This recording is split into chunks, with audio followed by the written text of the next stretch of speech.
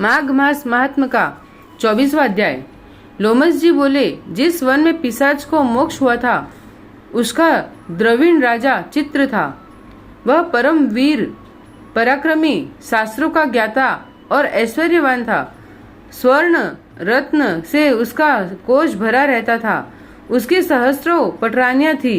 वह स्त्रियों के वशीभूत रहता, कामुक, लोभी एवं महाक्रोधी था। वह कभी धर्म का पालन नहीं करता था और झूठ बोलता था। मंत्रियों की सलाह मानता था। वह सदैव भगवान विष्णु की निंदा में तत्पर रहता, वैष्णवों से द्वेष करता और विष्णु से द्रोह करता था और भगवान के भक्तों को यातनाएं देता, खुशामदीदों का सम्मान करता, वेद, कर्म, व्रत, दान, धर्म सबका तिरस्कार करता था। उस आचरण भ्रष्ट राजा के कारण समस्त प्रजा त्राही त्राही करती और उसके दंड को सहती।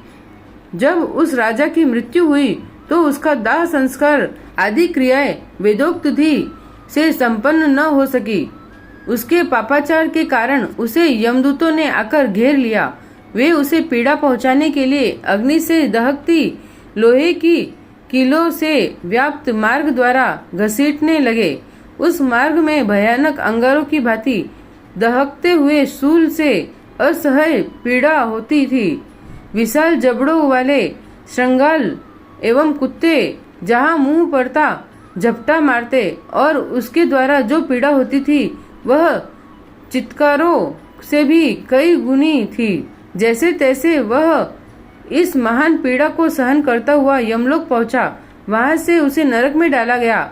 सर्वप्रथम वह तामिस्थ नरक में डाला गया, उसके बाद उसे अंध तामिस्थ में डाला गया। उसके दुख सहन करने के बाद रौख नरक में डाला गया। फिर उसे महारौख नरक में डाला गया। महारौख के बाद उस राजा को कालसूत्र आदि नरकों में यातना दी गई। इस तरह पीड़ा के कारण वह राजा मूर्छित हो गया। जब वह पुनः चैतन्य हुआ तो उसे महावीरी में डाला गया। उसके बाद उसे तापन में डाला गया। तत्पश्चात सन प्रताप में डाला गया। सन प्रताप में वह दुखाग्नि से जलता हुआ अत्यंत व्याकुल हो गया। क्रम से उसे संताप में डाला गया। फिर कामोल में यातनाएं दी गई। बाद में कुड़मल में डाला गया। फिर उसे पूर्ति भूतिक नरक में डाला गया। लोह सकु मृगो यंत्र के दुर्गम मार्ग से घसीटकर उसे सालमली मार्ग से भयानक नदी में फेंका गया। उसके बाद महाभयानक दुर्दर्श मार्ग में फिर छोड़ा गया।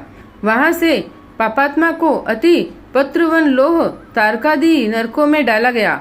इस तरह वह पापी राजा भगवान विष्णु से द्वेष करने के कारण 21 युगों तक इसी प्रकार नरकों में पड़ा यातनाएं भोगता रहा। यम की यातनाएं भोगकर जब वह बाहर निकला तो उसे गिरिराज पर पिशाच की योनि प्राप्त हुई। वह महाभयानक पिशाच उस मेरु पर्वत पर वनों में चारों ओर घूमता रहता था और उसे भोजन और जल भी प्राप्त न होता।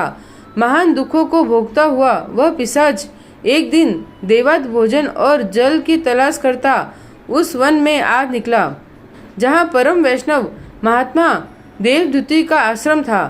थकान और भूख प्यास से व्याकुल होकर एक वृक्ष के नीचे गिर पड़ा और हाय मरा कहकर चिल्लाने लगा। वह विलाप करते हुए कहता कि मैं इस प्रकार समस्त जीवों का कोप भोज कब तक बना रहूंगा। इस नरक सागर से कौन मेरा बेड़ा पार करेगा। यह कहता हुआ विलाप करने लगा। 24वां अध्याय समाप्त। श्री राधे कृष्ण।